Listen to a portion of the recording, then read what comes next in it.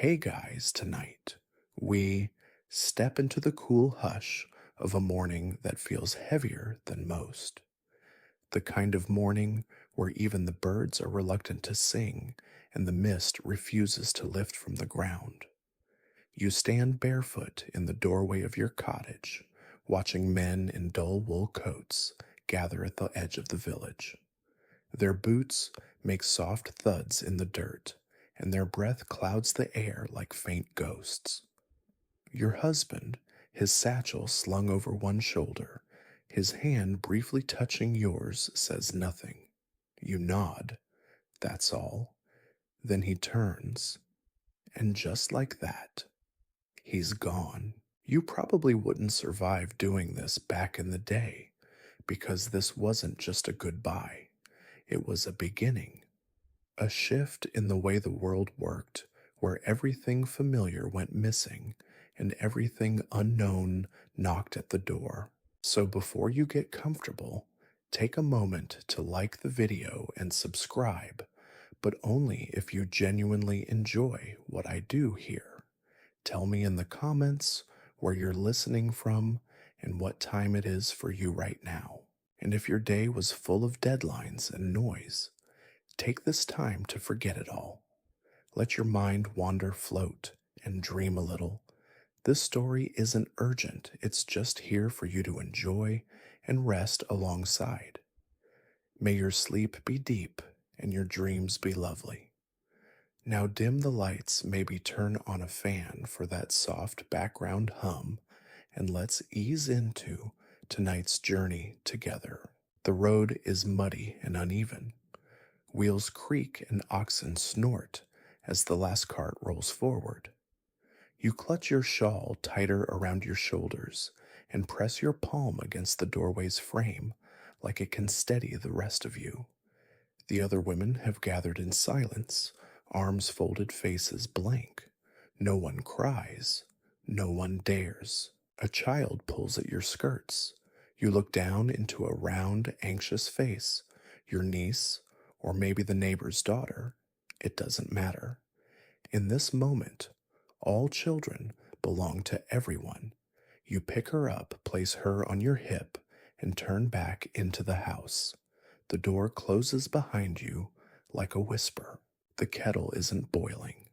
The fire is nearly out. You coax the embers back with dry straw, then hang the pot. Oats. Always oats. You stir slowly. Life must continue, even when it feels suspended. Later, you walk down the lane. The butcher's shop is shuttered. The inn is eerily quiet. The mayor's house, large, imposing, has its front windows darkened. He left too. Left a single note tacked to the door, gone to serve. God be with us all. You read it 3 times, then once more. There is no deputy, no counsel, no one to decide what happens next. That night the wind howls. The baby cries again. You rock him slowly beside the hearth, each creak of the chair like a metronome of uncertainty. The village has no plan, no instructions, no protection. It simply is, and now so are you. In the days that follow, you notice things unraveling. Bread lines grow longer. Someone breaks into the mill to steal flour. The church bell rings too late than not at all. The clockmaker is gone too. No one mends the weights. It tolls when it wants. At the well, women speak in hushed tones. What do we do? Someone whispers. Who do we ask? No one answers. You don't speak either. Not yet. But you start taking notes. In the evenings, when the house is quiet and your hands are idle, you list things that need attention. The chickens haven't been fed. The mayor's ledgers are still in his study. The grain store should be locked. The widow on the hill hasn't been seen in 2 days. You don't know what to do with these thoughts, but writing them feels like holding something solid while everything else floats. By the end of the week, you take a step no one asked for. You walk to the chapel with a basket of bread under one arm and your notebook in the other. You light a candle, you sit in the second pew, and you wait. People trickle in. First, just one Eleanor, always first, then three more. By sundown, there are 12 of you. You don't speak right away. There is no pulpit speech, no declaration. You simply say, "We need to fix the well," and someone nods. That's how it starts. It doesn't feel like leadership. Not yet. It feels like kindness, like common sense, like survival. The next morning, two boys fetch rope. A widow brings her husband's old tools. You kneel by the well sleeves rolled up and tie knots the way you watched your father do. It isn't elegant, but the bucket rises again and people drink. You become the person others come to with questions. When someone asks who should deliver the barley to the mill, the others look at you. You say Jacob's son can handle the cart. They nod. Problem solved. You cook in double batches, one for your family, one for whoever needs it, and there are always people who need it. When a traveling merchant arrives confused to find no men in charge, he frowns and says, "Who do I speak to about trade?" You point to yourself. He scoffs, but only once. Then you recite the standard terms, double check his weights, and send him off with payment in wool and cured meat. He bows, slightly. The days stretch on. The ledger in the mayor's house remains untouched until you open it one night. Candles low, hands trembling slightly, you scan line after line of barley grain tax. The numbers are manageable. They're just numbers. You make a list of who owes what, who has what, who needs what. Historians still argue whether women who stepped into roles of power did so out of necessity or ambition. But when you're crouched in the pantry, counting jars of pickled cabbage, neither reason matters, only the result. You find yourself thinking more clearly, solving more smoothly, smiling more genuinely. This isn't the life you expected, but it is the life you are shaping day by quiet day. One night, as you sweep the steps of the mayor's house, your house now, though you still don't say that aloud, you notice someone has placed a small wreath of wildflowers on the door. No note, no explanation, just color and care and a silent vote of confidence. You let the broom rest a moment, lean against the stone column, and close your eyes. Tomorrow will bring more work, more decisions, more people asking, "What should we do?" And you, once a wife, once a shadow behind a man's name, will answer with a steady voice and a calm heart, because the village needs more than waiting. It needs you. The days blur a little now. There's no clock to mark them, and the bell hasn't rung right in weeks. You begin to count mornings by the smell of the stew and the color of the sky gray for fish soup, golden for parsnips and leeks. No one tells you what day it is anymore, but the village keeps moving somehow. Because of you, the street outside your cottage has changed. Where once it was busy with cartwheels, pipe smoke, and loud greetings between men, it's quieter now, punctuated by the sounds of women's boots, the scrape of a broom, the squeal of a wheelbarrow. And laughter? That strange kind of laughter that people share when they're tired but still surviving. The chickens are laying again. You counted 4 eggs this morning, then left 2 in your neighbor's basket. Her toddler has the measles, and you heard coughing from her window last night. You didn't knock, just placed the basket and walked on. The village is learning new rhythms. The baker has become the night watch. The watchman's wife now kneads dough before sunrise. The butcher's daughter is making candles from animal fat no one knew what to do with. And you've somehow become the voice everyone waits for. It started when old Marta fell, just a stumble in her garden. She broke her hip. Her sons were gone both drafted, and the healer was out of time and honey for salve. You were the one who sent for 3 women to carry her home, another to boil nettle broth, and a boy to gather moss for poultice. She lived, and that mattered. You've stopped waiting for someone else to take charge because they're not coming back, not soon, not in time. So when the barley delivery goes missing, you go to the edge of the village, find the merchant, and ask why. He's startled seeing you alone, but when you speak, your voice is low and even. You ask for records. You name the families who depend on that grain.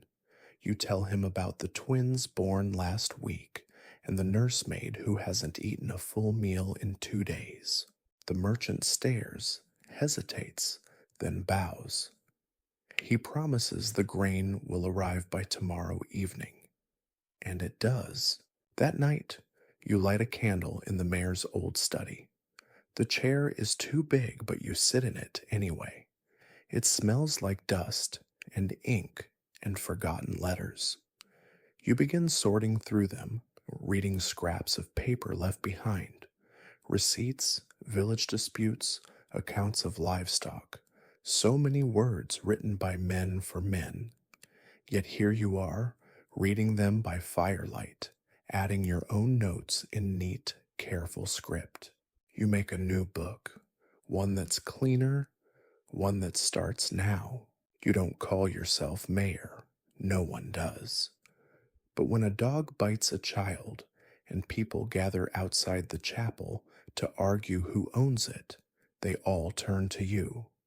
And when a storm knocks loose the roof of the bakery, it's your door they knock on wet, frantic, hoping you'll know what to do.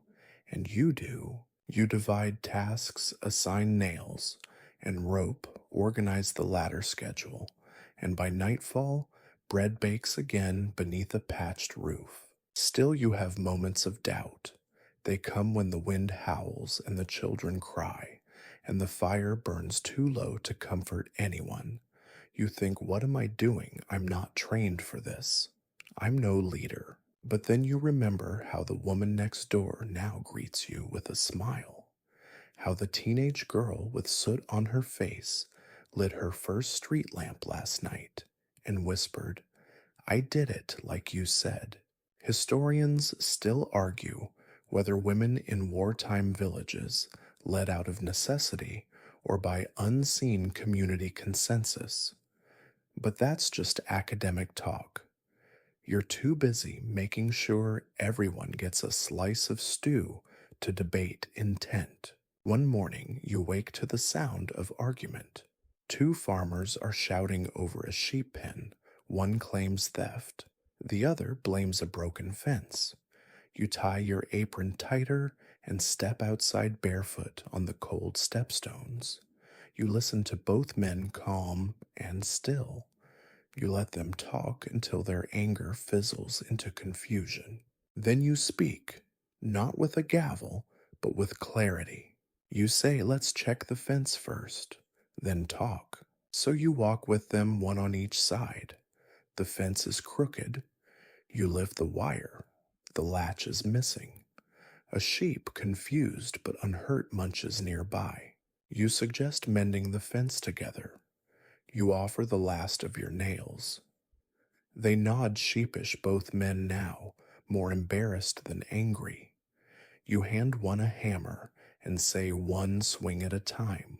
Later, the village children reenact the scene with sticks and stones, shouting one swing at a time as they play. You smile from the window. Influence isn't about commands. It's about streets echoes. At night, you light 3 candles in the chapel and invite people to speak. No formality, just a quiet circle. Someone reads a poem, another sings a hymn. A boy says his baby sister smiled for the first time that day. You bring bread, and someone else brings apples. The chapel fills with warmth and breath, and silence so soft it feels sacred. You speak only once. You say we're still here. That counts for something. It does. Before bed, you sit on the stoop shawl wrapped tight and look up. The stars are so many tonight, it's almost rude, like they don't know there's a war below. Or maybe they do, and they're trying to be kind. The village rests. You close your eyes. You'll wake tomorrow with more to do. Someone will come to you with a broken wheel, or a sick goat, or a question about taxes, and you'll help them. Not because you have to, but because you've become the person who does. A leader quiet and steady. A mayor even if no one says the word. The first time you call a meeting, you almost don't do it. You write the idea down on a scrap of cloth, gather the women, discuss the field rotation, plan for winter stores. Then you fold it, place it in the basket with the salt, and leave it there for 3 days. But the days are changing faster now.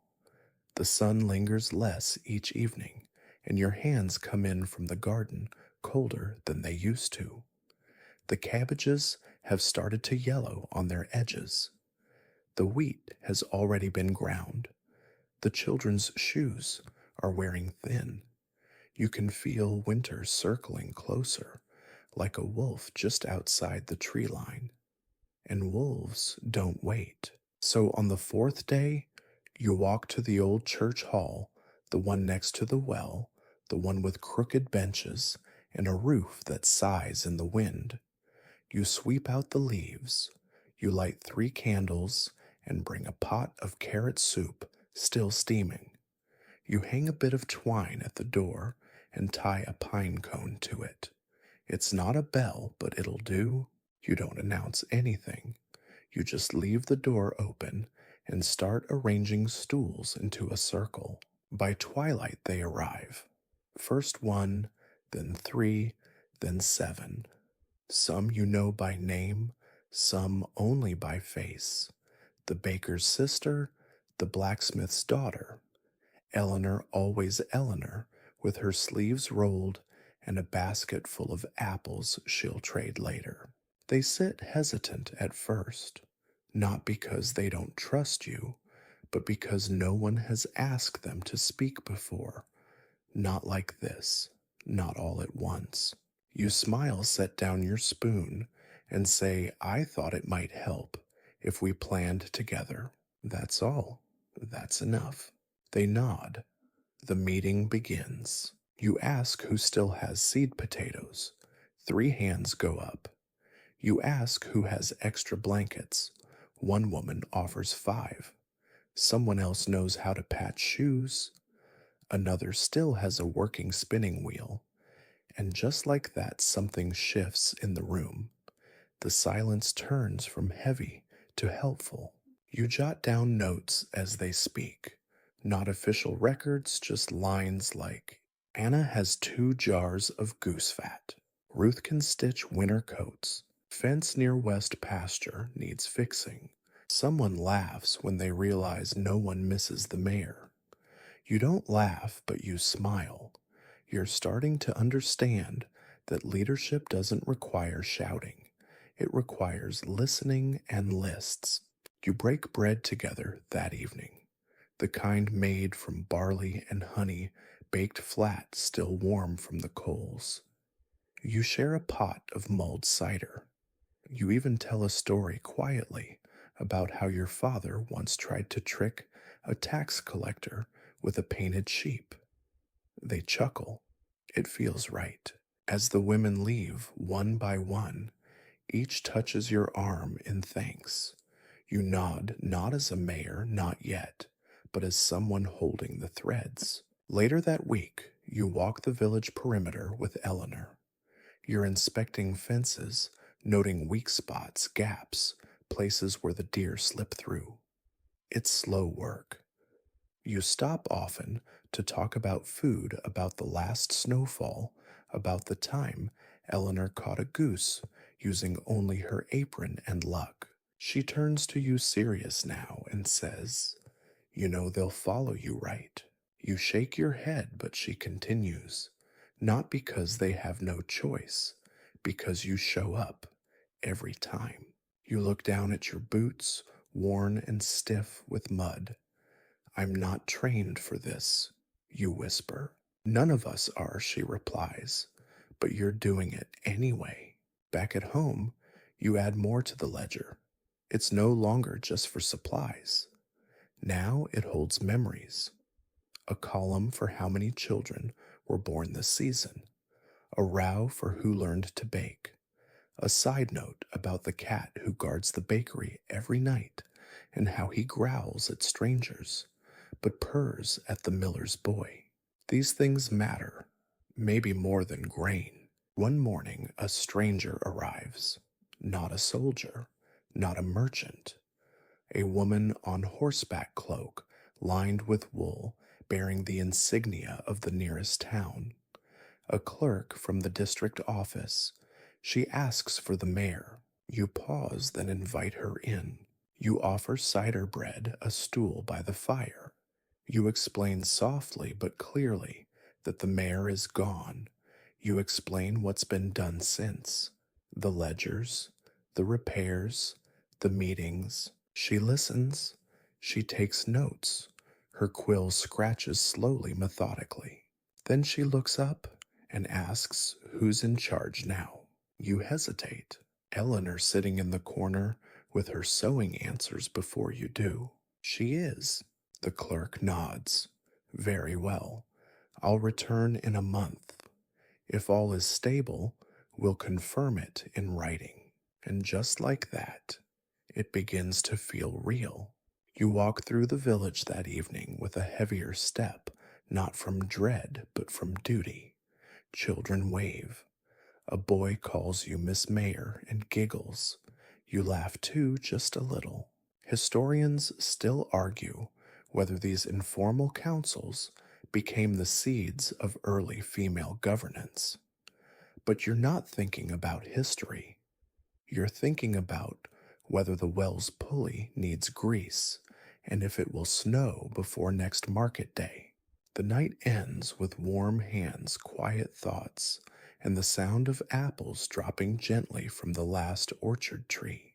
You curl beneath your blanket, fingers curled around your own journal, now one that's no longer just lists and ledgers, but a quiet chronicle of how a village found its way when its maps vanished, and how a wife waiting for her husband's return became something else entirely.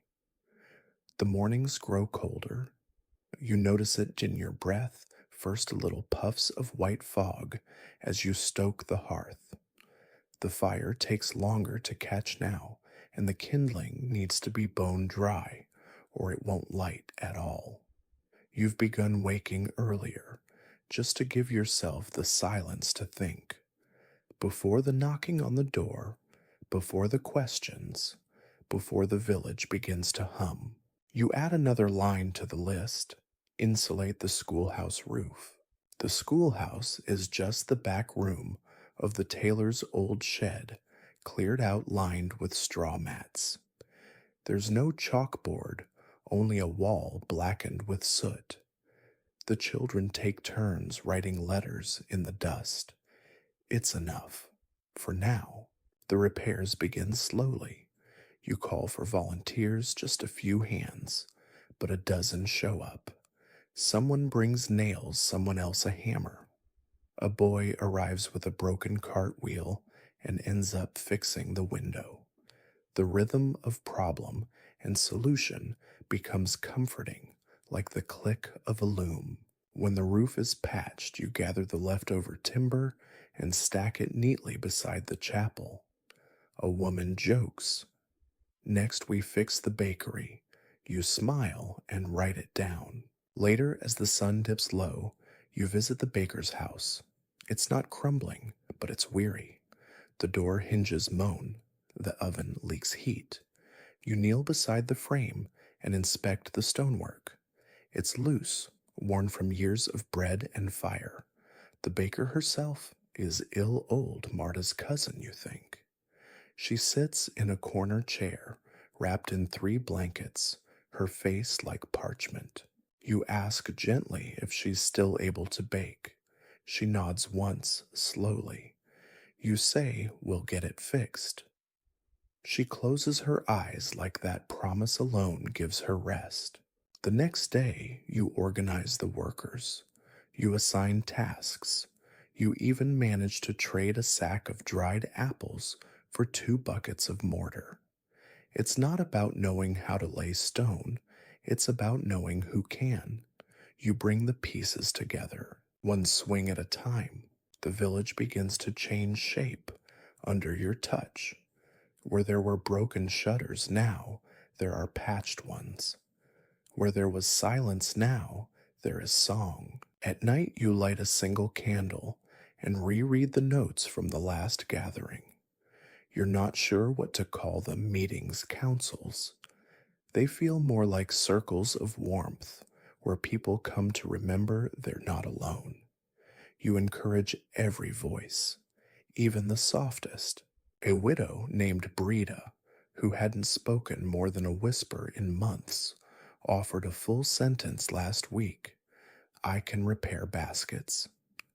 It stopped the room, not because it was profound, but because it was hers. A piece of her returned.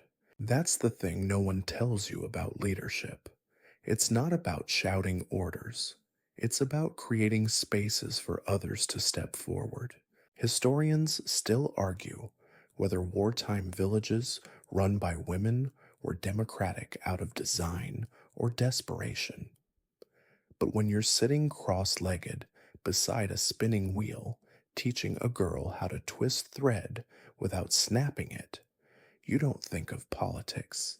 You think of keeping her fingers warm, of letting her know she's useful. One afternoon, a quarrel breaks out between 2 farmers.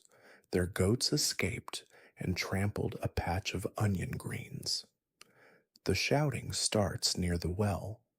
You arrive just as someone suggests cutting the animals loose into the woods so they can fend for themselves. You take a breath, then speak, calmly, simply. Let's mend the fence together and share the onions this week. We'll grow more. No one cheers, but the shouting stops. That evening you walk home past the forge. It's cold now, unused. Sistius, the blacksmith, left with the men. His daughter Malin leans against the doorframe. She watches you with a half smile. I want to learn, she says suddenly, to shape iron. You nod. She lights the forge 2 days later. You stand with her the first time holding the tongs as she swings. Her arms shake. Her aim is wild, but she hits the metal, and that's what matters. Soon, the clang of hammers becomes part of the village soundscape again. One child draws pictures of Malin with fire in her hair holding a sword. You tack it to the bakery wall with a smile. You're building more than fences. You're rebuilding belief. A week later, a visitor arrives from the neighboring town. A man short, thin with spectacles, and gloves too fine for a village road.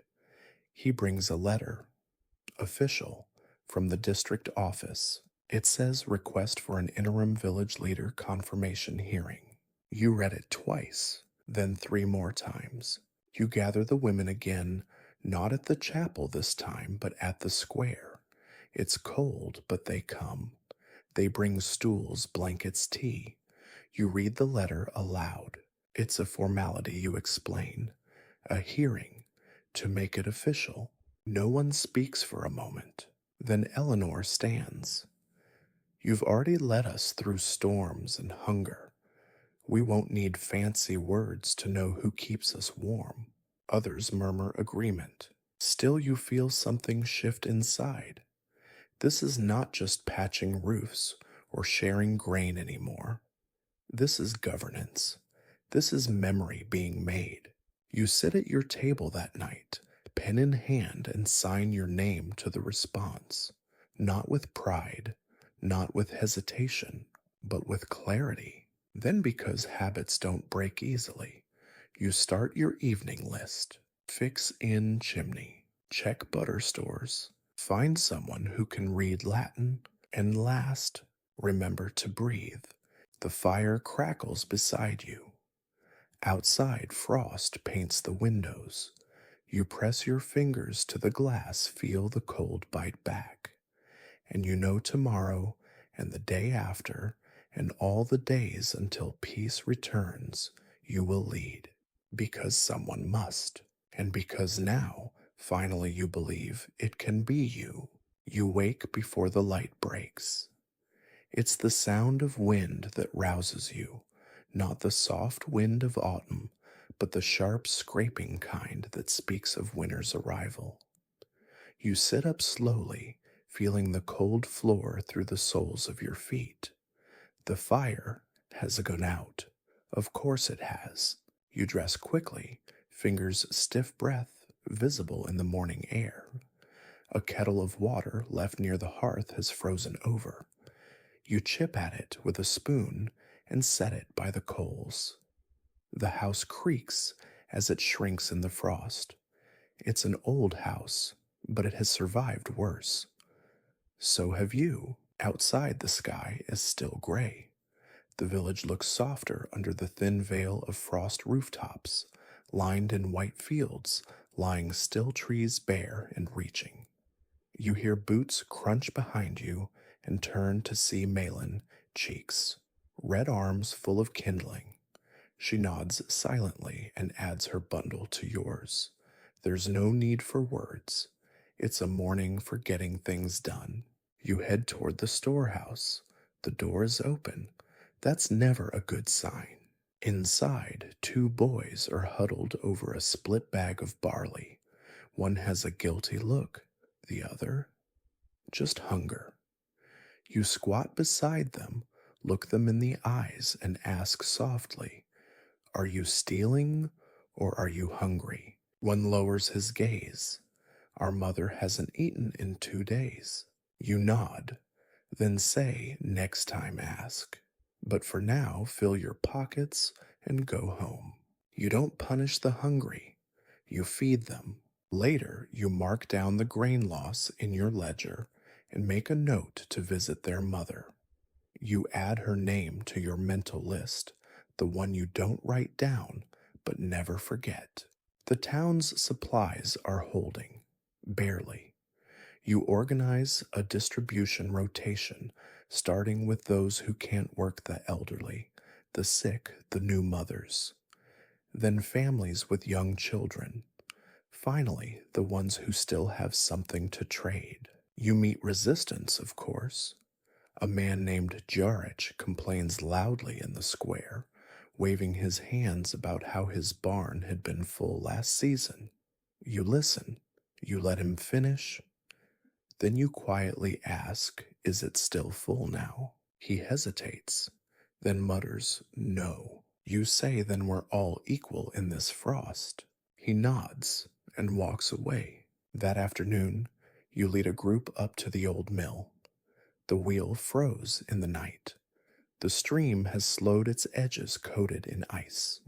You roll up your sleeves, wade in with the others, and chip away until it groans back to motion. Your hands go numb. Your boots fill with water. But the wheel turns. Historians still argue whether female leadership in small communities was temporary or transformative. But you're not thinking about legacies as you hang your wet socks to dry. You're thinking about flour and how long it will last. Evening falls early now. The sun barely peeks past the trees before vanishing behind the hills. You organize a candle making group in the church hall, melting tallow and beeswax in borrowed pots. The children help twist wicks, dipping them again and again, their small hands careful, proud. The hall smells of smoke and honey. You stay late after the others leave, scraping cooled wax from the table and wiping soot from the windows. You light one candle, just one, and place it at the window for no one in particular. A symbol, as a reminder. Light can still be made here. You don't notice the woman standing behind you until she speaks. "I was the baker once," she says. You turn. It's old Marta's cousin, the one you visited weeks ago. She's thinner now, wrapped in shawls, but her eyes are clear. She continues, "I can't stand at the oven anymore, but I can teach if someone wants to learn." You smile and say yes. They do. You write her name in the margin of the ledger, under skills shared. By week's end, the bakery's hearth is lit again. A girl named Thera now tends it. Her first loaves are too dense. The second ones are burnt. But the third batch is soft and golden and disappears within minutes. You take one for yourself, tear it in half, and eat slowly. It tastes like relief. The mayor's house has become something else now. Not a place of orders, but a place of warmth. There's always soup on the stove, always a chair near the fire. People come to speak, to rest, to leave notes or ideas or requests. One morning you find a poem slipped beneath the door. Scrawled on torn parchment it reads, "This village has no crown nor throne, but finds its strength in hands alone. The shawl she wears, the list she keeps, are what the coldest winter needs." There is no name. You place the poem in the ledger. That evening a bell rings, not the church bell, but a brass handbell shaken at the square. You step outside and see a messenger on horseback. His cloak is thick with snow, his boots muddy to the knee. He carries another letter, this one sealed. District office, reconfirmation hearing, final. You hold the envelope in both hands. It's not heavy, just parchment and wax, but it feels like a turning point. You gather the women again, this time in the warmest house. The fire blazes. Bread is passed around. The letter is read aloud. It says, "Your interim leadership has been observed and recognized. Your appointment as village head is confirmed. Please reply with acceptance and seal." You read it, fold it, and place it gently on your lap. Then you look up and ask, "Do I say yes?" Everyone nods. No one hesitates. So you say it out loud the first time with full voice. "Yes, I accept." The room doesn't erupt in cheer. It doesn't need to. Instead, it fills with the kind of peace you only get when something right has happened, something quiet, something earned. That night, you sit at the hearth, seal the letter, and place it with the outgoing mail. Your hands shake slightly, not from fear, from finality. You are no longer just holding things together, you are leading. And somehow, that makes all the difference. The first snow falls in the early morning silently, like a secret being kept by the sky. You wake to a white hush outside your window, the thatched roofs covered in a thin, perfect sheet of powder. The bare branches of the apple trees glisten with frost, and the path to the square is just a smooth ribbon of white. For a moment, the village is still, not from fear, but from awe. You open the door, step out, and let the cold bite your skin.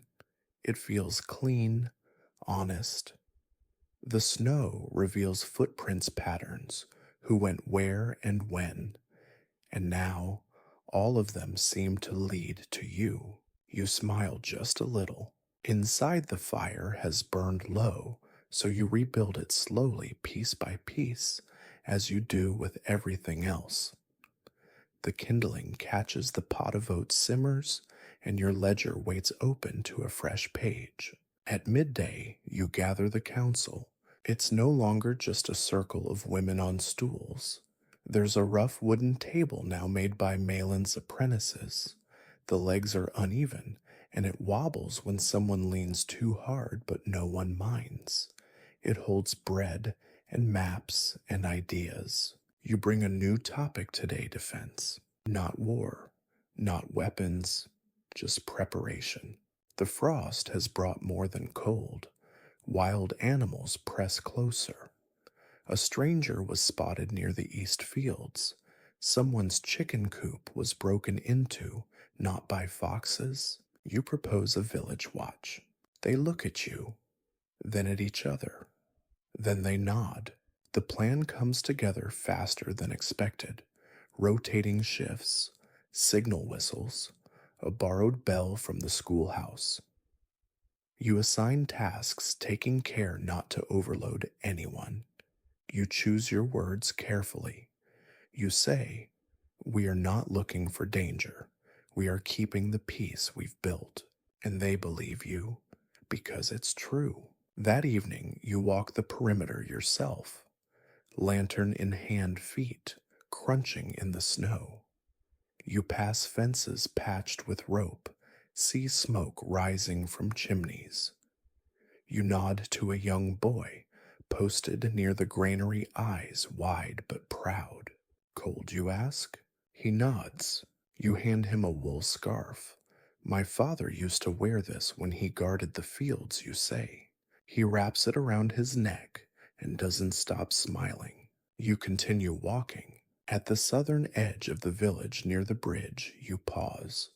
The river hasn't frozen yet, but it will, soon. The stones along the edge are slick with frost. You lean on the wooden railing and let the silence wrap around you. Behind you, someone approaches. You don't turn. It's Eleanor. You'd recognize her footsteps anywhere. She stands beside you, arms folded. After a while, she speaks. "You've changed," she says. You exhale a soft cloud. "So has everything." "But not everyone becomes something else," she replies. "You did." You look at her. "I was just trying to help." "That's what makes you a leader," she says. There's a long pause. Then she adds, "They trust you now more than they ever trusted the mayor." You both laugh, a quiet, breathy sound, more steam than joy, but no less sincere. Back in the square, the lanterns are lit, now hanging from hooks along the chapel wall. Children chase each other in the snow. Someone sings a hymn, slightly off key but full of warmth. You sit on the steps, shawl wrapped tightly, and just watch. Historians still argue whether this type of grassroots authority could survive once formal power returned. But you're not waiting for the king to come back. You're not thinking about the nobles or the court or the signatures on paper. You're thinking about the butter churn that cracked last week and how you'll fix it with beeswax and string. You're thinking about the elderly couple down the lane and how you'll deliver soup to them tomorrow. You're thinking about the children who ask for stories before bed and how you'll find time to tell them one more tale. That night, you find a letter tucked inside your door frame. It's from the district office again, the official seal. You break it carefully and read. You are hereby granted full temporary municipal authority, effective until wartime resolution or permanent appointment. It means nothing. It means everything. You place it beside the poem from weeks ago. No ceremony, just paper on a wooden shelf. Then you gather your shawl, and walk out into the night again. The snow is thicker now. Your boots sink deeper, but your steps are sure. Tomorrow you'll organize a community firewood pile. You'll inspect the western bridge planks. You'll host a midwinter gathering with singing and games, because laughter too must be rationed carefully.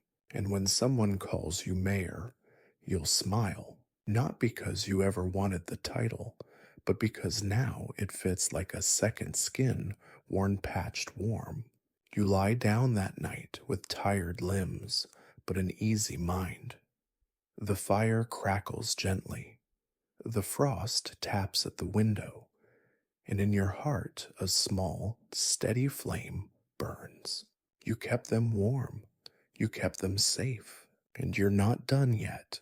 The sun rises late these days. It slinks over the hills like it's unsure of its welcome. Most mornings you're already up before it crests the horizon, moving slowly through routines that have become as familiar as breath. Stoke the fire, check the ledger, taste the broth left to steep overnight.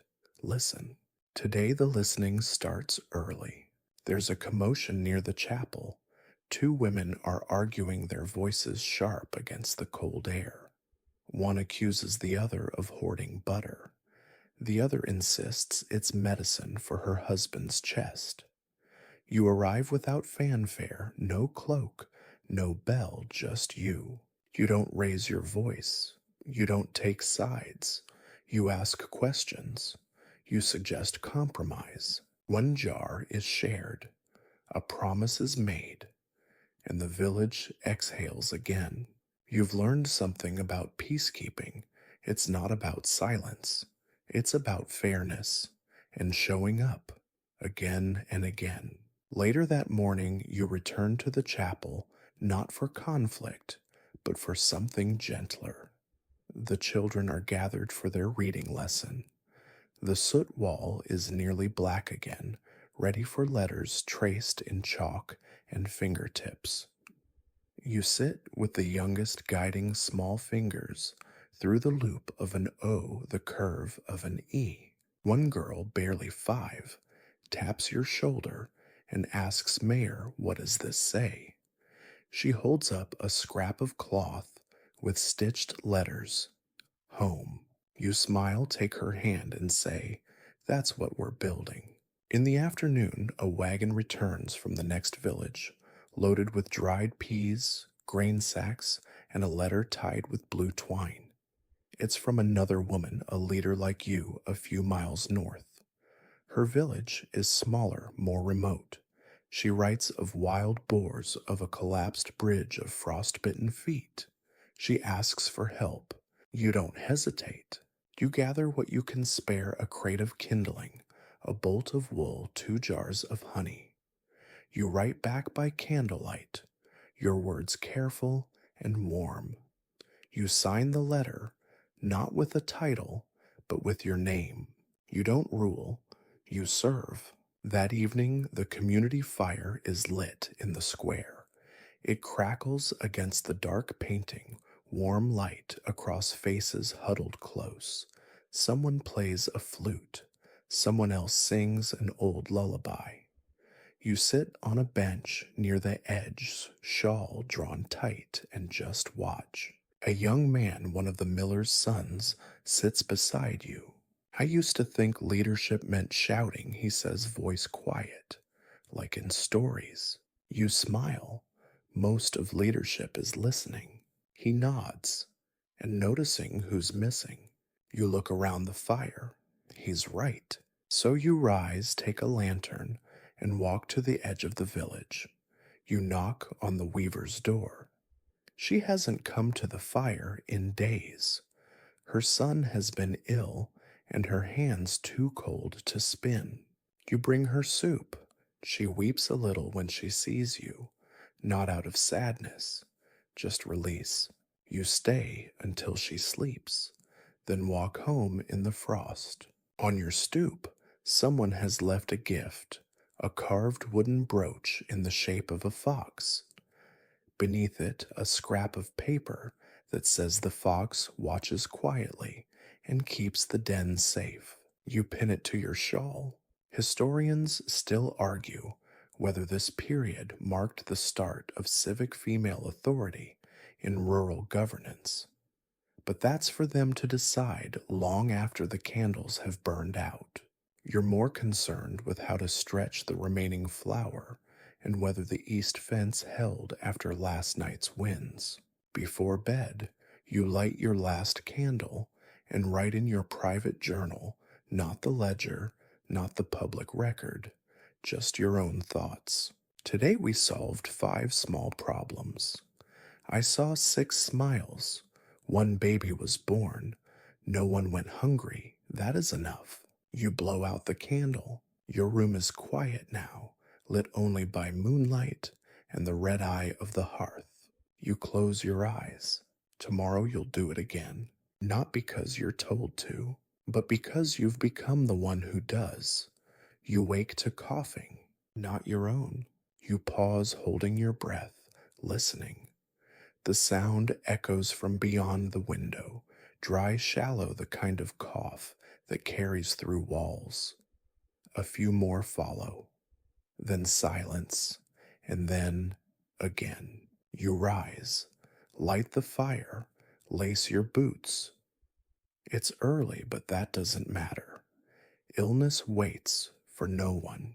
The frost is thicker today, the air dense with cold, so sharp it pinches your nose as you walk. You follow the sound past the chapel, past the smithy to a small cottage on the edge of the orchard. It's Ruth's house. Her youngest has been sick all winter. You knock once, then again. Ruth answers, wrapped in 3 shawls, her face pale. She tries to smile, but her eyes say everything.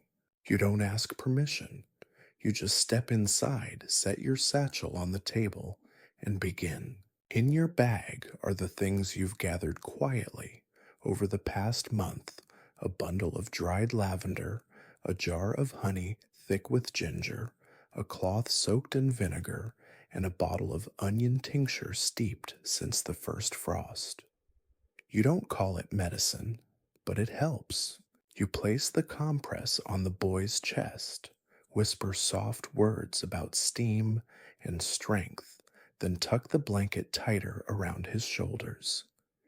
He stirs, blinks once, and drifts back into sleep. Ruth sits beside you, hands trembling. "Thank you," she murmurs. "I didn't know who to ask." You squeeze her hand. "You don't have to." That's the point. That afternoon, you gather the midwife, the healer, and the 2 older women who know every root and every bark in the forest. You clear the chapel vestibule and begin assembling shelves for tinctures, for poultices, for candles burned not for light, but for wellness. You don't have a doctor, but you have wisdom, generations of it. You call it the herbal wall. Historians still argue whether folk medicine held any measurable efficacy during these periods. But you see the difference it makes in their eyes. You see it when the fever breaks, when the cough softens, when color returns to pale cheeks. You create a schedule. Volunteers boil water and gather herbs. Someone charts who receives what and when. You document each blend time for breath mint, for pain, garlic, for strength. You keep meticulous notes, not because anyone told you to, but because someday someone else may need them, and because documentation is another kind of care. One evening, a woman named Mira comes to the wall, holding her daughter by the hand. The girl has burns from a kitchen fire. Nothing severe but painful. You prepare a salve with comfrey and lard, your hands steady, your voice gentle. As you apply it, the girl whispers, "You smell like bread." You smile. That means it's working. More people begin to come, not just the sick, but the curious.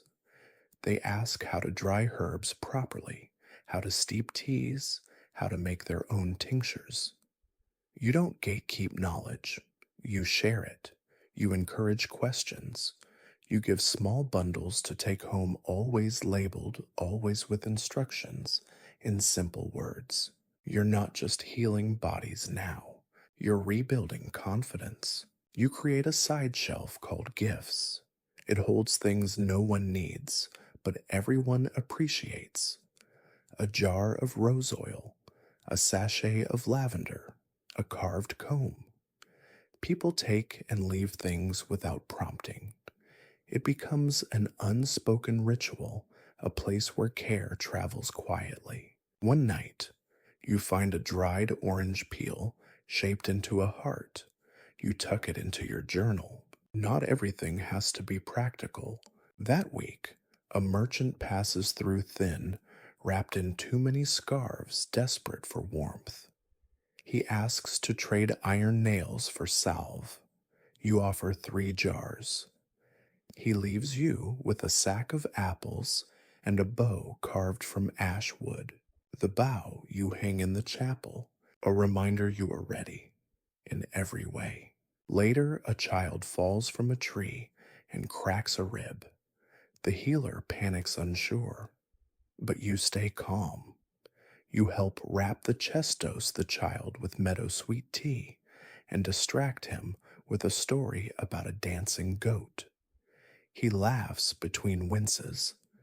His mother weeps from relief. That night, you sit alone at the edge of the square, watching snowflakes drift sideways across the firelight. You're tired, bone tired, but peaceful. The herbal wall glows softly behind the chapel windows, like a lantern in a forest, a place of knowledge, of kindness, of quiet, steady magic. No one called you a healer before, but now they do. You add the word next to your name in the ledger, not for pride, just for truth. And as you close the book, you think, we're not just surviving this winter, we're learning how to grow through it. It begins with a creak in the night. You sit up listening, not to the wind, not to a cough or crying child, but something heavier: a gate, a hinge. Then footsteps slow and unfamiliar, brushing against the packed snow outside your window. You don't panic, you rise. You reach for the lantern and the wooden club you keep by the hearth. Now not a weapon, just a presence. You step onto your porch. Cold air hits your face. Moonlight spills silver across the village path. You see the silhouette: a man tall, wrapped in a wool cloak. Not one of yours. You speak first. Evening. He turns. His hands rise slightly, palms open. I mean no harm. I'm looking for the mare. You take a breath, then answer softly. You found her. He studies you. The club in your hand, the shawl at your shoulders, the calm in your voice. He nods once. I'm a captain, he says, assigned to survey security along the outer routes. The district office sent me. You lower the lantern slightly. You're early. We weren't expecting inspection until spring. He shrugs. War doesn't follow schedules. You offer him soup. He eats quietly in your kitchen, his boots melting a small puddle on your floor. He asks careful questions about supplies, about safety, about the men who left and the ones who haven't returned. You answer evenly. You tell him about the watch, the herbal wall, the grain stores, the shared blankets. Finally, he asks, and if bandits came, or deserters? You meet his eyes. We deal with them. He studies you, then says, I believe you. The next day, you walk him through the village, the forge, the schoolhouse, the repaired fences. He watches Malin hammer a gate hinge into shape. He listens to children read from a shared book. He sees Eleanor lead a grain tally with two volunteers. He watches Ruth walk her son down the lane, breathing without cough for the first time in weeks. You've built something here, he says. No, you reply. We have. That afternoon, he meets the village watch, 5 women and 2 boys, all holding whistles, each knowing the location of the hidden bell ropes. He nods, impressed. This is more organized than some towns I've visited. You smile just a little. We've had time to learn. He offers to station 2 soldiers nearby, just a formality, a gesture of protection. You accept, though you don't need them. The message matters more than the muscle. Historians still argue whether these local defense systems were symbolic or truly effective. But the presence of safety, even symbolic, warms the bones. That evening he prepares to leave. He gives you a small document, stamped and sealed, acknowledging the village's organization, resourcefulness, and ability to self-govern. You place it in the ledger beneath the orange peel heart and the carved fox brooch, another artifact of quiet victory. Before he mounts his horse, he turns back to you. Do you know how rare this is? He asks. What you've done. You nod. Yes. But I hope it won't always be. He rides off before the sun sets. The snow swirls behind him like flour in a breeze. Later that week, a traveler stumbles into the village near dusk, thin, trembling, barely upright. You rush to her side. Her shoes are torn. Her hands are blue at the tips. You bring her to the chapel, wrap her in wool, feed her warm broth. She murmurs, I thought this place was just a rumor. You laugh softly. We're real. When she sleeps, you sit near the fire and update the watch schedule. You check the fence notes. You inventory lantern oil. The details keep you grounded. And still, you remember to notice the small things, like the new child who scribbled your name in chalk beside a drawing of a house, like the song the school children made up about Madame Bread, a silly nickname they gave you for the time you distributed loaves in the rain. You even begin a new section in your journal, stories to tell later, not for the official record, just for when peace returns. Because one day it will. You walk the village path that night, lantern in hand, checking on the outer posts. You nod to Mira, who waves from her window. You pass the bakery, warm, the scent of cinnamon escaping through the shutters. You reach the chapel and peek at the herbal wall. Candles flicker, herbs hang in neat rows. Everything holds. Everything somehow has held. You look up at the stars, scattered and sharp, and feel their stillness settle into your bones. There is nothing dramatic to report. Only this: the village is safe, because you made it that way. You hear the vote before you know it's coming. It begins as a whisper at the bakery. Then it travels to the schoolhouse, to the herbal wall, to the evening gathering around the fire in the square. You notice it only because the children are quieter than usual. They're watching you wide-eyed, like they know a secret they're not supposed to share.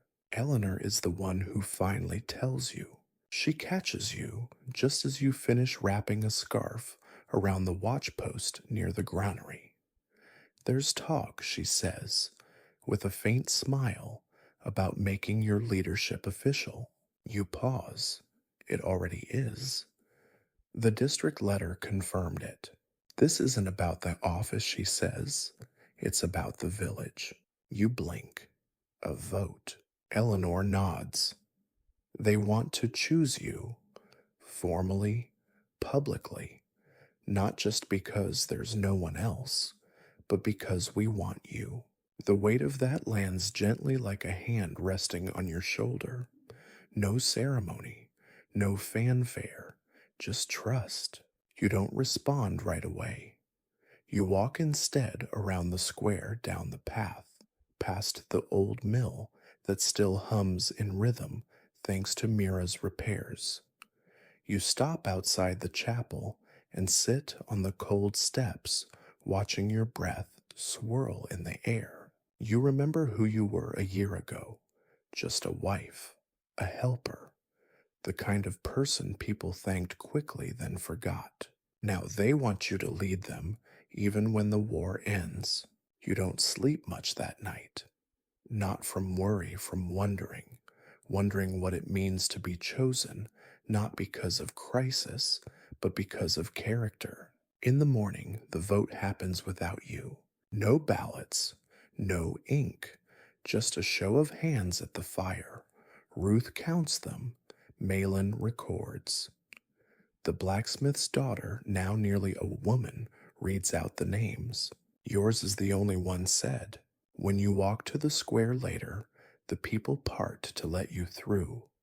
Someone hands you a wreath made of woven barley stalks. Someone else presses a letter of thanks into your hand. A child runs forward and hugs your knees. You take the wreath.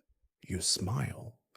And for once, you allow yourself a deep breath, the kind you've been holding back since the first snowfall. They call you mayor now, not in jest, not in passing, but in recognition. You stand on the chapel steps, surrounded by the people who once looked to you out of necessity. Now they look with something else in their eyes: pride, gratitude, hope. You don't give a speech. You're not that kind of leader. Instead, you say, "We did this together, and we'll keep doing it together." That's enough. Historians still argue whether unofficial village elections during wartime had any legal standing. But you don't care about the ink and seals of distant governments. This vote was real. These hands raised were real. These faces weathered bright familiar are your people, and you are theirs. That afternoon, you update the ledger, not just the usual entries of firewood and flour. This time, you add something new, elected by consensus, and beneath it a simple note: not by power, by trust. You spend the rest of the day walking the village, not as an overseer, but as one of them. You help Ruth to stir her stew laugh with the boys as they rebuild a sled sit beside Mira as she teaches a teenager to tie a proper sling for carrying herbs. You even pause long enough to repair the chair at your writing desk, a project you've ignored for months. The legs are wobbly, the seat uneven, but it's yours and it holds, like everything else here. You don't write about the vote in your personal journal. It doesn't feel like something that needs preserving. It's in the air now, in the way people greet you, in the way they trust you to decide when the fire should be banked or the bread rationed. That evening, you share tea with Eleanor on your porch. The snow has softened, and the clouds are pink with the last light. "You did it," she says. "No," you reply. "We did." She lifts her cup to that. You both drink. You wonder if your husband would recognize you now, if he'd smile at how your shawl has become a uniform, if he'd laugh at how your hands are no longer soft from tending, but calloused from building. And still, you'd tell him, "I waited for you, but I couldn't wait to begin." You light a candle in the window before bed, not for direction, but for acknowledgement. This is home. This is leadership. And this is only the middle of the story. The snow begins to melt, not fast, not all at once, but in hesitant drops that slide off the eaves and soak into the thirsty ground. Tiny rivers appear along the edges of fences. The icy grip of winter, once firm around the village, starts to loosen its fingers. With the thaw comes noise. Bird song, yes, but also hammers creaking wood, the thud of boots returning from the forest, the sounds of work, of life resuming its rhythm. The quiet season of huddling has ended. Now it's time to move again. You rise earlier than usual. There's more to be done. You start with the forge.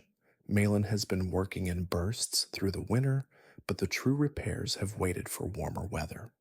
You stand with her now, shoulder to shoulder, as she checks the bellows and tests the fire.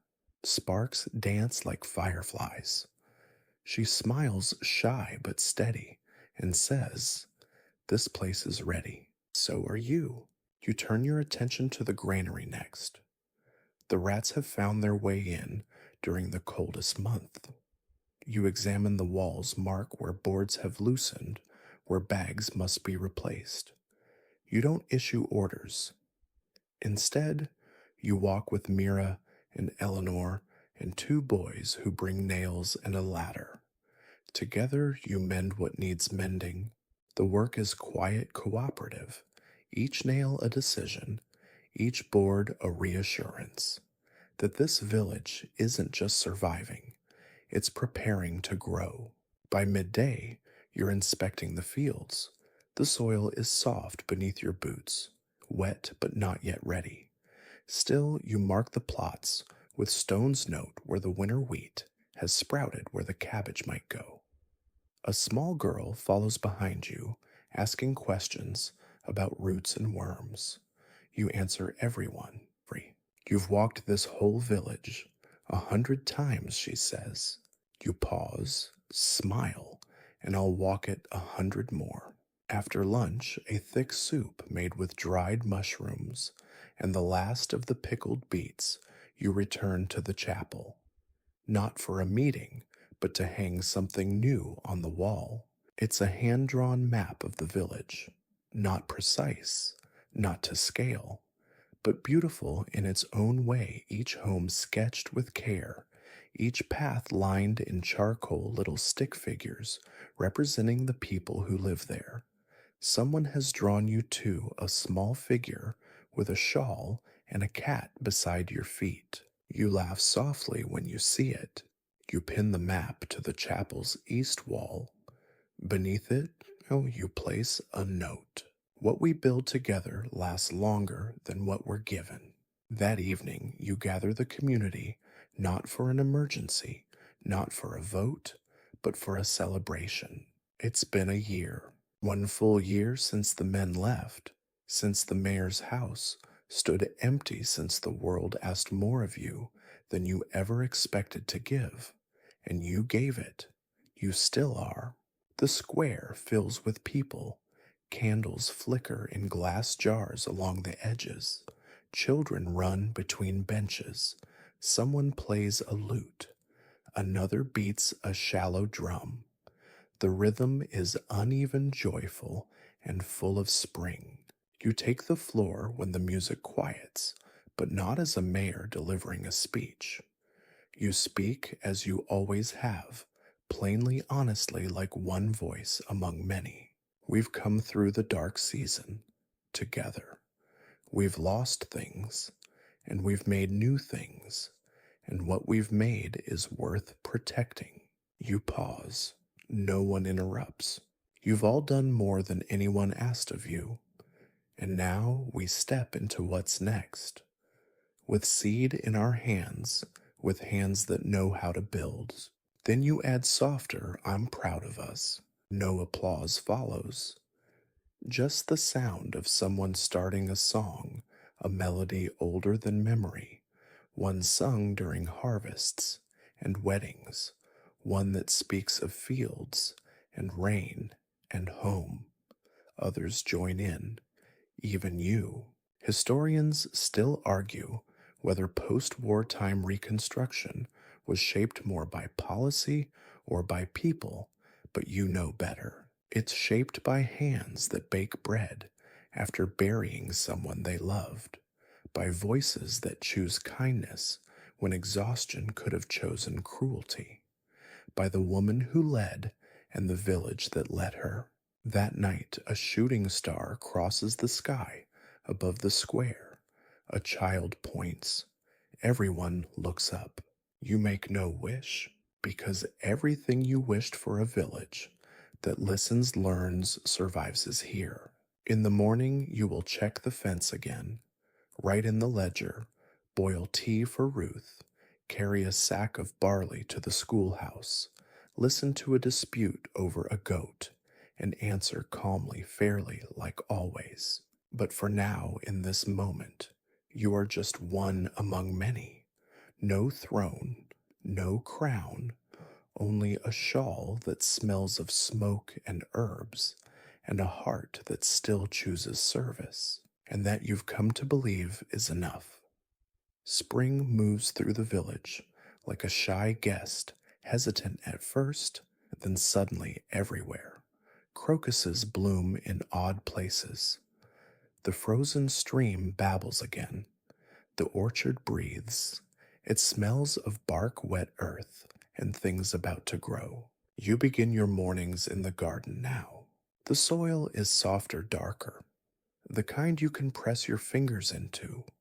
You kneel near the fence, pulling weeds, brushing aside dead leaves, planting seeds you've saved in tiny pouches through winter. Peas, onions, lettuce. Your fingers are rough but careful. Each seed is a quiet promise. The children help, not because they have to, but because they want to. They mimic your motions, sometimes wrongly, sometimes brilliantly. One boy plants all his seeds upside down. Another sings to hers. You let them. Near the well, the miller's wife hangs a new washing line. The herbal wall is replenished. The schoolhouse opens its shutters. Every corner of the village seems to exhale at once, and with the thaw comes more letters.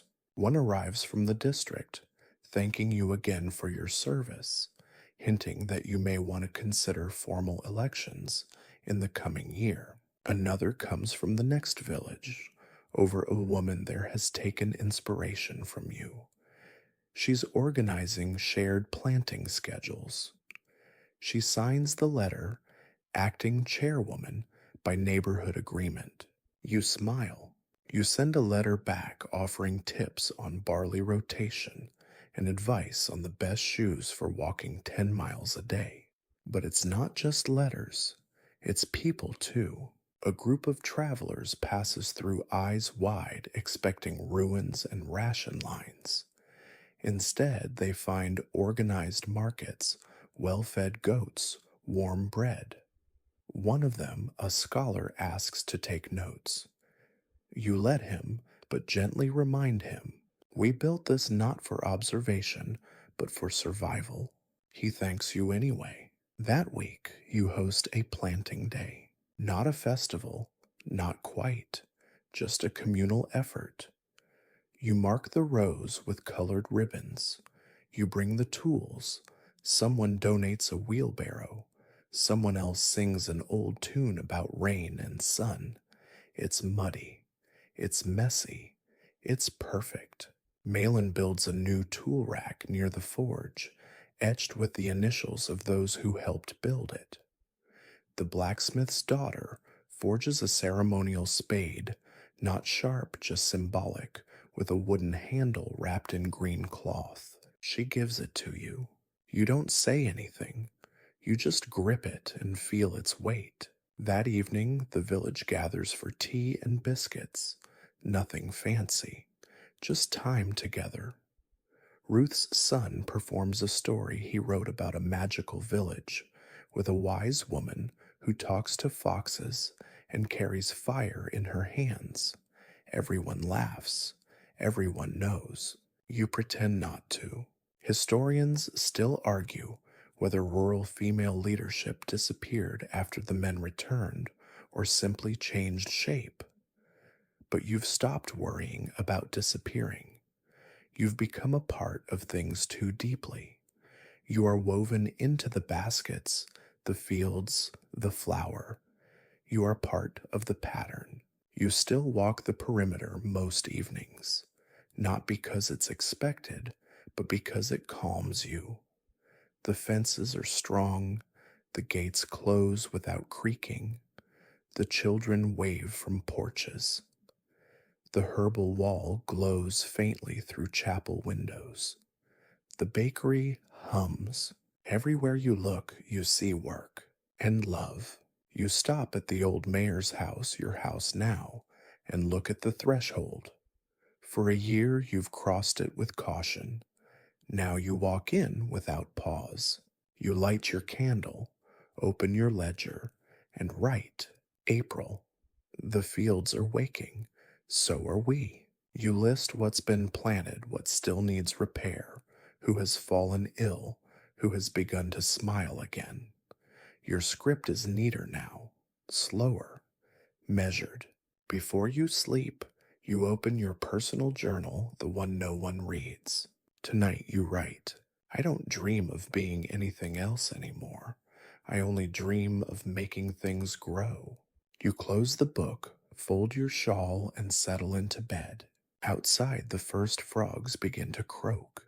Inside, the last embers glow, and in your heart, something steady beats. Leadership is not the loudest voice in the room. It's the last one to leave when everything else goes quiet. It's a hand in the soil, a shoulder under weight, a voice that says, we're not done yet, and neither are you. The rains come late this year, not the soft, rhythmic spring showers you were hoping for, but a single hard week of cold storms followed by nothing. You watch the sky every morning, now reading it like scripture, hoping the clouds will shift, that the wind will carry something more than dry dust and worry. The fields begin to crack. You gather the farmers, the few who returned from war, the many who never left. They speak in hushed tones. You listen. You take notes. Everyone is concerned, but no one panics. Not yet. You walk the rows yourself. The sprouts are smaller than they should be.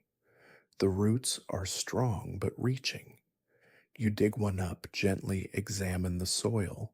It's still good, still has life, but it's thirsty. You call a meeting at the chapel.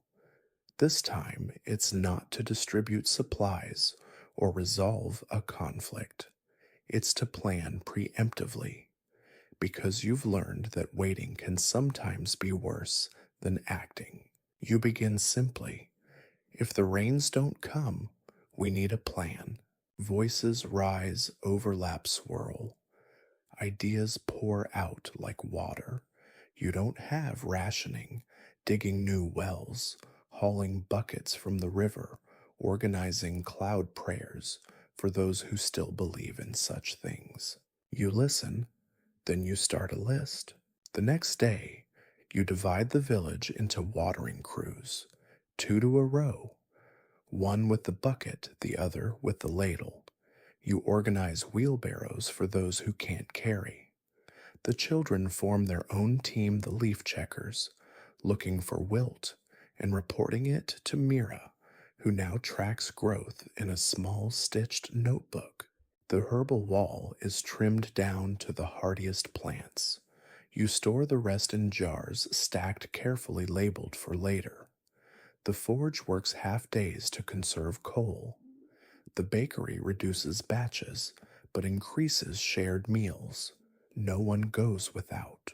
A letter arrives from the northern village, the one that once wrote to you for help. This time, they offer to send water barrels and a wagon load of dried beans. You accept. Then send back half the beans with a note share with the next village south. We're not the only ones.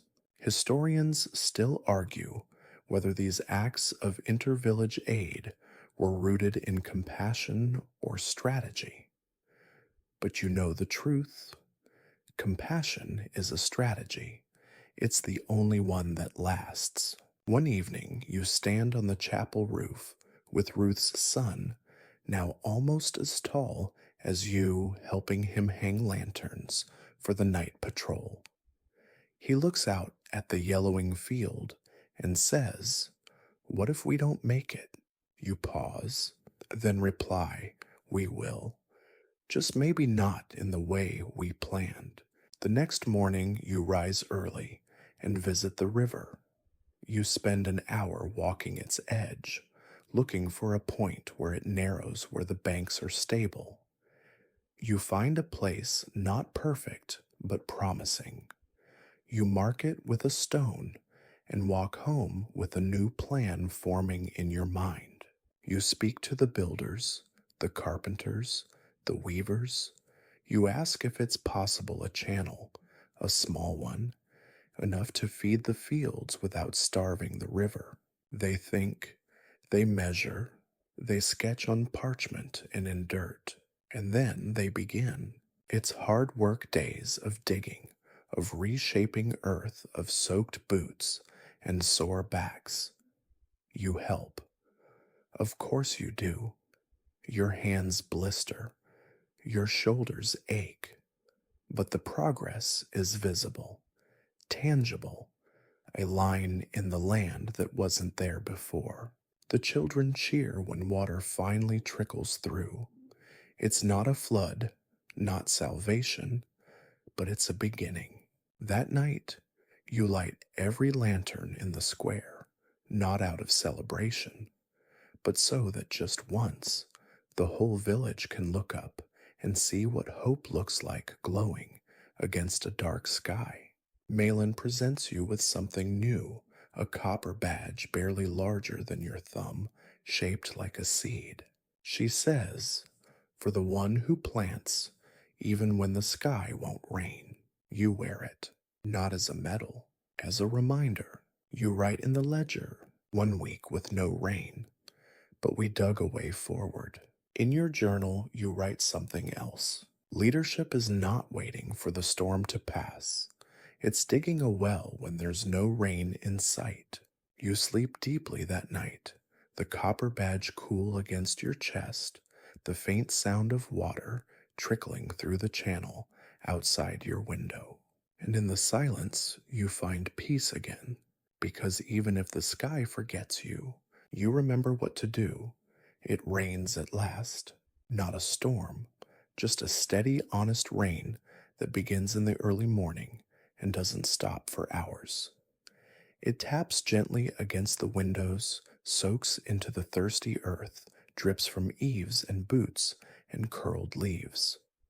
When you step outside, the whole village smells of iron and green and relief. You tilt your face to the sky.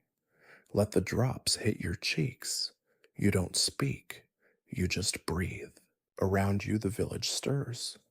Slowly at first, as if afraid the rain might be a dream. Then one by one doors open. Bare feet touch mud. Laughter rises. Children race through puddles. You watch as an old woman kneels in her garden and whispers, "Thank you not to anyone in particular." And it's not just the plants that soften. People do too. For weeks, shoulders had tensed with uncertainty.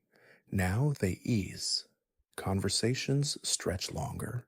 Songs hum beneath breaths. The watch rotates more casually. You hear jokes again, actual jokes. Not nervous laughter. Real humor, the kind that comes when fear has stepped aside. The fields begin to show it first. Shoots grow taller, straighter. Leaves uncurl like sleepy hands.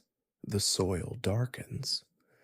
The harvest is no longer a question, it's a timeline. At the chapel, Mira updates the planting map, drawing thicker lines marking which plots recovered. Her hands shake a little. You know it's from exhaustion, not weakness. You squeeze her shoulder. She smiles without words. At the schoolhouse, the children write their names in the soot wall, tracing letters carefully, proudly. You catch one girl signing mayor beneath yours. You raise an eyebrow. She grins. That's your last name now, she says. You laugh.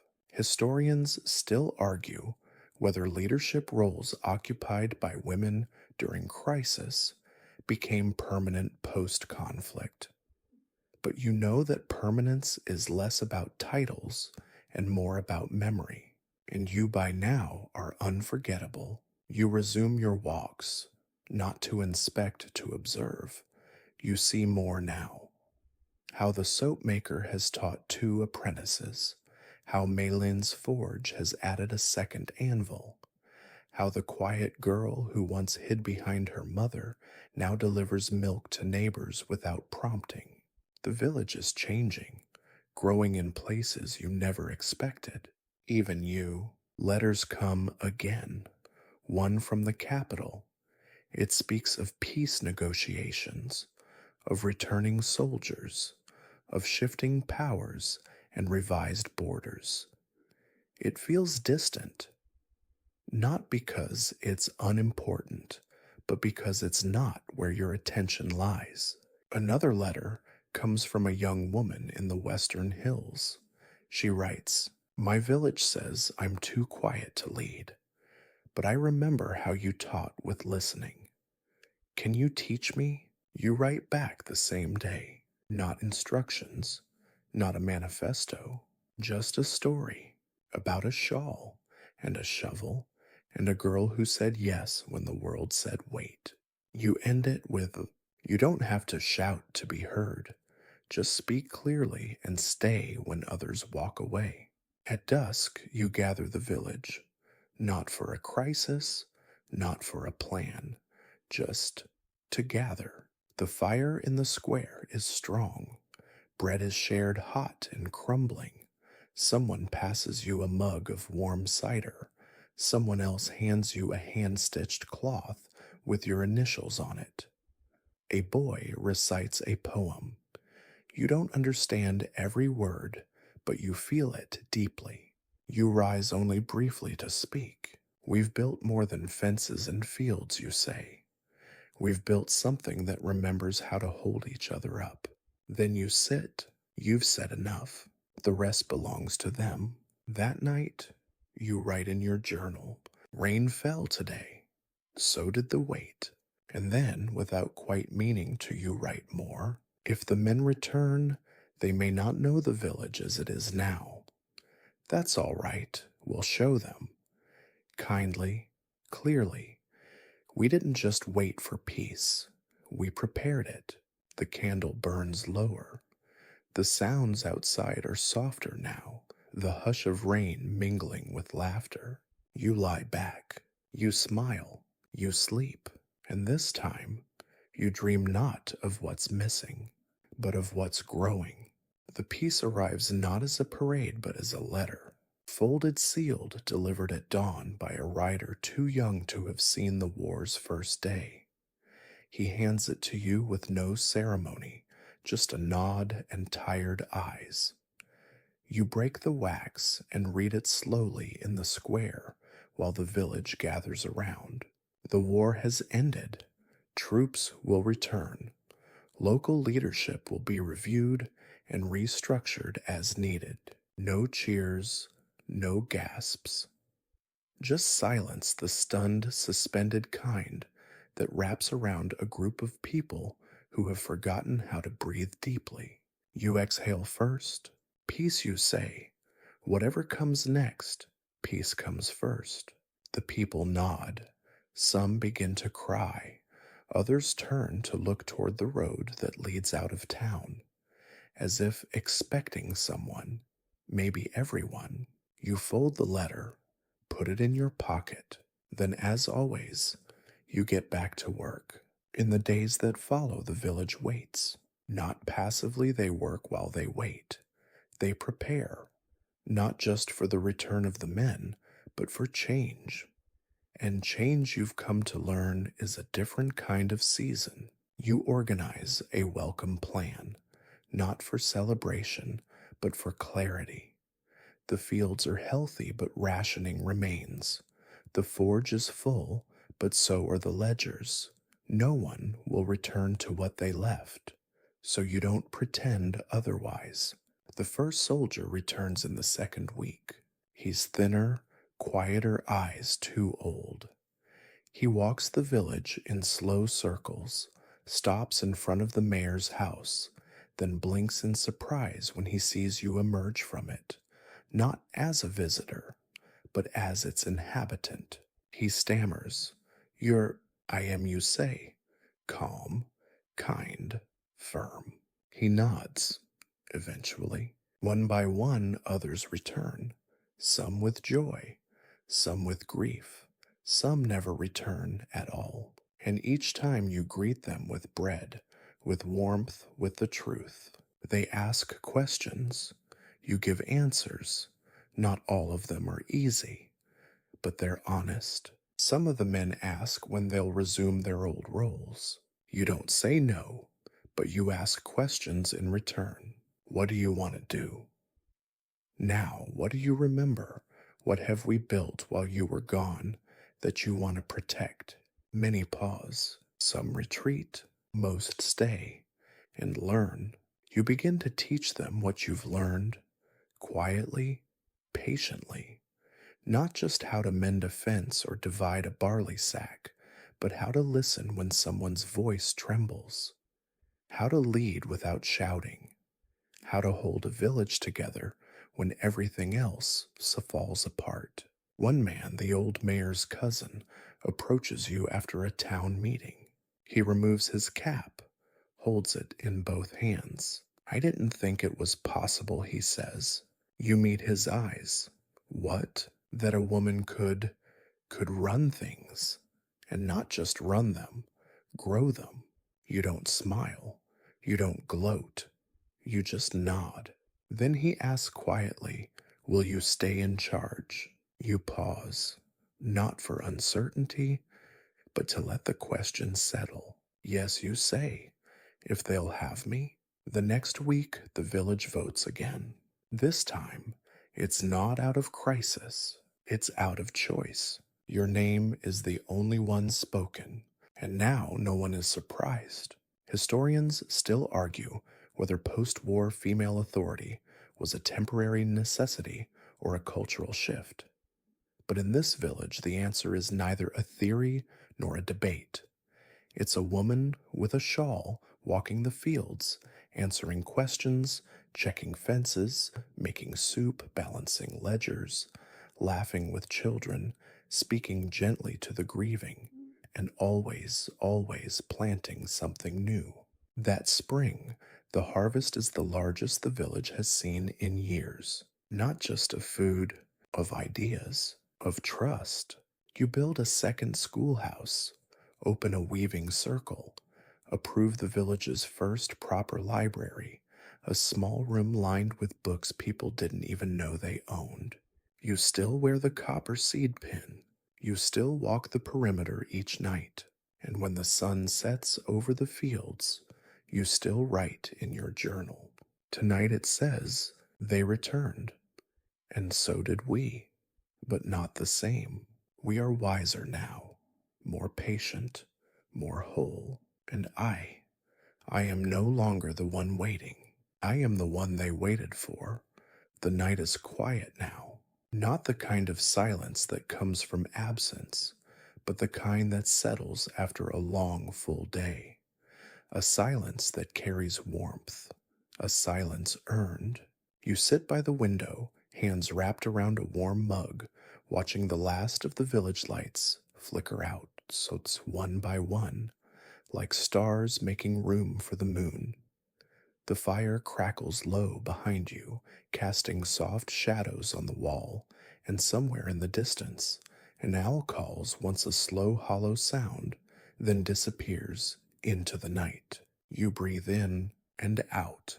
Everything you've built still stands.